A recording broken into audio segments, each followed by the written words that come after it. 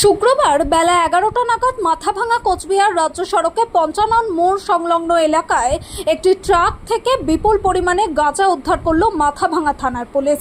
এদিন মাথাভাঙা এসডিপিও সমরেন হালদার ও মাথাভাঙা থানার আইসি শুভজিৎ ঝার নেতৃত্বে গোপন সূত্রে খবরের ভিত্তিতে পুলিশ অভিযান চালায়।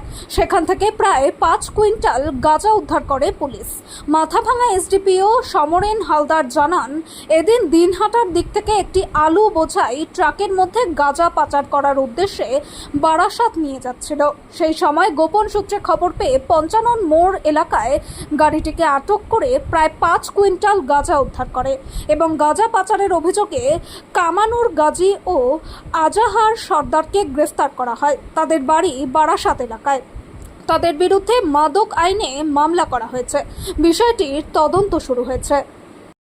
আমরা একটা গাঁজা সিজ করেছি যে রাত্রেবেলা আমাদের কাছে একটা ইনফরমেশন আসে, সেই ইনফরমেশন বেস করে আমরা তারপরে কাজ করি এবং তারপরে মাথাভাঙা পুলিশ স্টেশনের পুলিশ টিম আমাদের যে আরজি লজ নাকা আছে, নাকাতে সেখানে আমরা ওখানে নাকা চেকিংটা স্ট্রেনদেন করি এবং তারপরে রাত্রেবেলা একটা গাড়ি সন্দেহজনকভাবে ধরা হয় এবং সেখানে একজন ড্রাইভার এবং তার হ্যান্ডিম্যানকে আমরা আটক করি।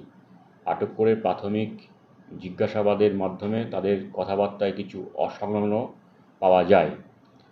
পরে যখন আমরা আইনগতভাবে এবং একজন ম্যাজিস্ট্রেটের উপস্থিতিতে টোটাল সার্চ সিজার করা হয়, তখন সেখান থেকে টোটাল 476 কেজি গাঁজা আমরা উদ্ধার করি। তাহলে এটা কোথা থেকে কোথায় এসেছিল? প্রাথমিক তদন্তে দিনহাটা সাইড থেকে গাড়িটা আসছে এবং শিলিগুড়ির দিকে যাবে।